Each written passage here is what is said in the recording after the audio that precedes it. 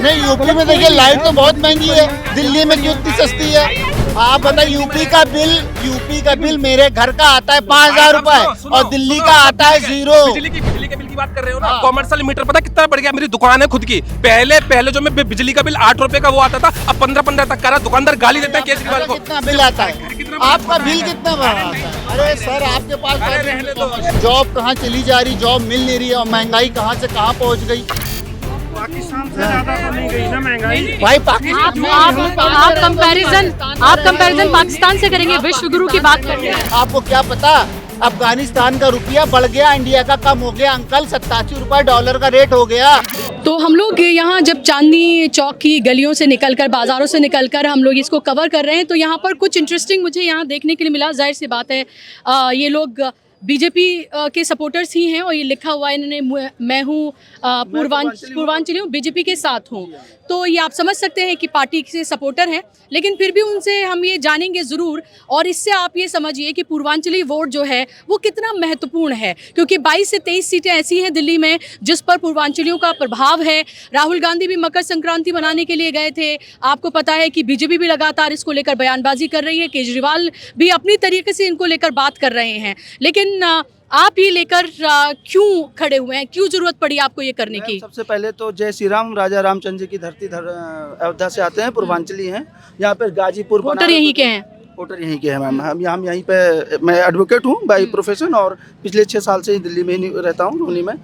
पूर्वांचलियों का सेंस ये है कि ये जितने भी हमारे साथ वॉलंटियर हैं, ये किसी पार्टी के पदाधिकारी नहीं हैं। पहले आप ये समझ लीजिएगा कि हमें ऐसा समझें कि कोई पद लेके मंडल या जिले का हम ढो रहे हैं। सपोर्टर हैं, बिल्कुल सपोर्टर हैं। हमारा अपना व्यक्तिगत काम है। कोई यहाँ प्रोफेसर है दिल्ली यूनिवर्सिटी का, कोई डॉक्टर है, कोई इंजीनियर है, कोई लॉयर है, कोई इंजीनियर, इस तरीके के कुनबे मेरे साथ चल रहे हैं। जैसे ये भाई अपना ये प्रोफेसर है दिल्ली यूनिवर्सिटी के, लेकिन ये अपना वहाँ से छोड़ के ये केवल भाजपा को हम बियॉन्ड, मतलब कह सकते हैं निस्वार्थ भाव से यहाँ पर वो करने आए हैं। ऐसा क्यों?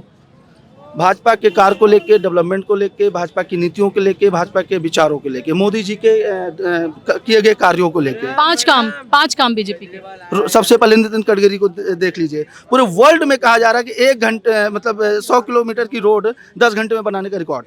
ठीक।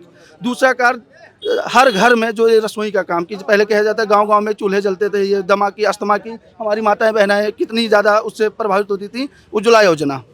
तीसरा, क्या नाम है, मुद्रा की बात करें तो जैसे नोटबंदी करके किया गया कि हम कैशलेस है, जैसे वेस्टर्न कंट्रियाँ कर रही हैं कि डिजिटल इंडिया पे हम बढ़ावा। लेकिन अब तो खुद बीजेपी जो है, हाँ, अब तो बीजेपी तो खुद इस बात पे जो है वो इसको नहीं मनाती है नोटबंदी की। पहले वो मनाया करते थे कि उन्होंने नोटबंदी की बड़ा काम किया, लेकिन उससे तो सारे कारोबार चरमरा गए। नहीं, कुछ नहीं, बिल्कुल डिजिटल इंडिया की बात मैं कर रहा हूँ मैडम। अच्छा, लेकिन ये बताइए, क्योंकि आप ये लेकर खड़े हुए हैं, तो शहजाद पूनावाला ने तो बाकायदा तौर पर जो ऋतुराज है उनको गाली दी है, क्या ऑन कैमरा गाली दी है। पूरा पहले सुनिए, जो आम आदमी पार्टी का प्रवक्ता था वो बार बार उसको चूना वाला, गुना वाला, ऐसा हुआ था। तो आप किसी को इरिटेट कर रहे हैं, फ्रस्ट्रेट कर रहे हैं, वो एक एक्शन का रिएक्शन, तो आप गाली दे देंगे? वो एक्शन का रिएक्शन, तो आप गाली दे देंगे? नहीं, गाली नहीं दिया। मैं पर्सनल नहीं जाना चाहता उन सब चीजों पे। हम उनका बचाव करने नहीं आए। मेरा आपसे सवाल सिर्फ इतना सा है कि आपको ये लेकर क्यों खड़ा होना पड़ा? देखो, दिल्ली में केजरीवाल की सरकार है इतने दिनों से। केजरीवाल की सरकार ने जो भी काम किया उसके आधार पर लोग उनको पसंद या नापसंद कर सकते हैं। भारतीय जनता पार्टी को हम क्यों पसंद करते हैं, हमें क्यों आज आवश्यकता पड़ रही कि भारतीय जनता पार्टी को सपोर्ट करें, उसकी भी हमारी वजहें हैं। हम चाहते हैं कि डबल इंजन की सरकार हो, तो कोई मुख्यमंत्री यहाँ पर ये रोना ना रोए कि नहीं, हमें तो प्रधानमंत्री जी मदद नहीं करते हैं, इसलिए हम दिल्ली वासियों की मदद। दिल्ली में अगर मैं रह रहा हूँ तो मैं ये चाहता हूँ कि मुझे वो सारी सुविधाएं मिलनी चाहिए जो केंद्र सरकार देती है, चाहे वो उत्तर प्रदेश में दे रही हो, चाहे वो गुजरात में दे रही हो, कहीं भी हो। अगर बुजुर्गों के इलाज के लिए अगर योजना केंद्र सरकार चला रही है, तो ये केजरीवाल का बंद पड़ा जो मोहल्ला क्लिनिक है, वो सिर्फ यहाँ मीडिया में आके प्रेस कॉन्फ्रेंस करने से काम नहीं होगा। कितने अस्पताल जो है वो मोदी जी ने खोले हैं, कितने एम्स बनाए हैं जब से वो सत्ता में आए हैं? अगर आप सबसे इस संख्या के बारे में जानना चाहेंगे कि कितने बताए हुए हैं, हो सकता है कि हर एक व्यक्ति आपको जवाब ना दे पाए, लेकिन आप पत्रकार हैं, आप बुद्धिजीवी हैं, आपको भी पता होगा कि एम्स हो या कोई और अस्पताल हो, उसकी संख्या डबल हुई ही है। इसमें आपको कोई संदेह नहीं होना चाहिए। कहाँ से आपको ये आंकड़े जो है, ज्ञान की प्राप्ति कहाँ से होती है? मैं वही कहना चाहता हूं, अगर आपके पास आंकड़े हैं, अगर आप ऑथेंटिक रूप से ये कह सकते हैं कि नहीं नहीं जितना 2014 के पहले था उतना ही है, तो आप बोलिए। मैं तो ये कह रहा हूं कि भाई मेरे पास एग्जैक्ट नंबर नहीं है, लेकिन मैं ये जानता हूं कि हाँ नंबर्स क्योंकि दिल्ली इलेक्शन की क्योंकि हम बात कर रहे हैं, तो यहाँ पर आपको ये पता है कि ये क्या है, यूनियन टेरिटरी है, ठीक है, तो यूटी है, यानी कि ज्यादातर काम जो है वो एलजी के जो है वो अंडर होते हैं। केजरीवाल ये कहते रहे कि भाई एलजी जो है सेंटर के अंडर है और इसलिए वो उनको ढंग से काम। हम यही कहना चाहते हैं कि केजरीवाल जैसा नपुंसक मुख्यमंत्री क्यों चाहिए दिल्ली को? हम तो ऐसा व्यक्ति चाहेंगे जो केंद्र में भी बैठा हो, दिल्ली में भी बैठा हो। देखिए आपने फिर गलत शब्द का इस्तेमाल किया ना, तो आप काट दीजिएगा। हम तो अभी आप उनकी कार्यशैली नहीं अभी आप पूनावाला को आप कह रहे थे कि हम सपोर्ट में नहीं, लेकिन आप खुद एक मुख्यमंत्री को गाली दे रहे हैं। नहीं, ये गाली नहीं होती है। अगर वो खुद को कमजोर दिखा रहे हैं तो हमारे यहाँ गाली नहीं होती, हमारे यहाँ इसको गाली नहीं मानते। आइए ये तो एक संज्ञा है। मैं रामपुर उत्तर प्रदेश से हूँ। मेरा सिर्फ कहना इतना सारा है कि क्राइम तो खत्म कर दिया योगी जी ने, लेकिन हिंदू मुसलमान खत्म कर देंगे तो बहुत बढ़िया है कि इंसानियत खत्म होती जा रही है। हिंदू ठीक है, क्योंकि हम जो ना देखो हम बढ़ावा तो दे रहे हैं हर चीज को। देखो घर में कोई गलत नहीं होता है, ठीक है, सामने देखो गुरुद्वारा भी है, मस्जिद भी है, मंदिर भी है, ठीक है। जी जी जी, सनातन को प्रमोट करना गलत है क्या? नहीं गलत नहीं है, देखो किसी की ना मुसलमान की बात नहीं है क्या?